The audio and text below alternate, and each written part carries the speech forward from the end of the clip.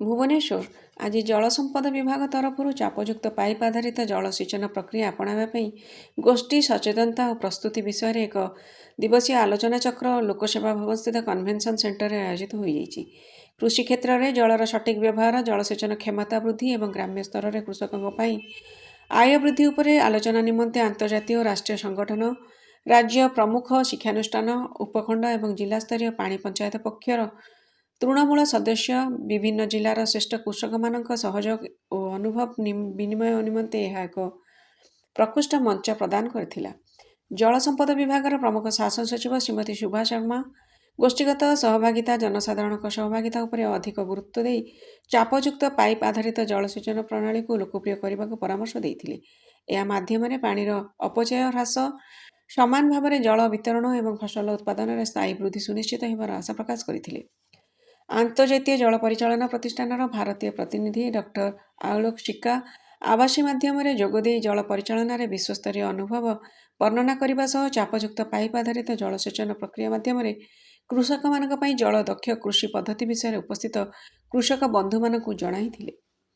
IIT रुड़कीर professor doctor दीपक खारे आवासी माध्यम जोगदे चापयुक्त सेचन प्रणाली प्रजुक्तिगत दिग और यार दीर्घकालीन लाभ विषय आलोकपात करी फसल उत्पादन और कृषक आय वृद्धि में सहायकारी हेब बोली मत प्रकाश करथिले। जलसंपद विभाग प्लानिंग एवं डिजाइनिंग सर्वोच्च जंत्री इंजीनियर लिंगराज गौड़ एवं ड्रेनेज मुख्य जंत्री श्री अविनाश राउल चापयुक्त पाइप आधारित जलसेचन तृणमूल स्तर में प्रयोग निमंते कृषक भाई मानू पीपीटी उपस्थापन माध्यम विस्तृत दिग्दर्शन देते। यूएनडीपी स्टेट हेड श्रीमती आभा मिश्र कृषि जल संचय और जलवायु सहनशील कृषि प्रणाली चापयुक्त पाइप आधारित जलसेचन प्रक्रियार भूमिका को अति सरल भाषा उपस्थापन करथिले, जहाँ ग्राम्य कृषकों को दीर्घकालीन लाभ प्रदान करिए बोली से आशा प्रकाश करथिले। आलोचना चक्र प्रारंभ में जलसंपद विभाग अतिरिक्त शासन सचिव तथा ओआईआईपीआर एर निर्देशक श्री रश्मिरंजन क्षमा करेंगे अतिरिक्त शासन सचिव तथा ओआईआईपीसीआर एर निर्देशक श्री रश्मिरंजन नायक स्वागत अभिभाषण सह सम्मिलन आभिमुख्य संपर्क में उपस्थापना करथिले। परे आलोचना अधिवेशन में आईसीएआर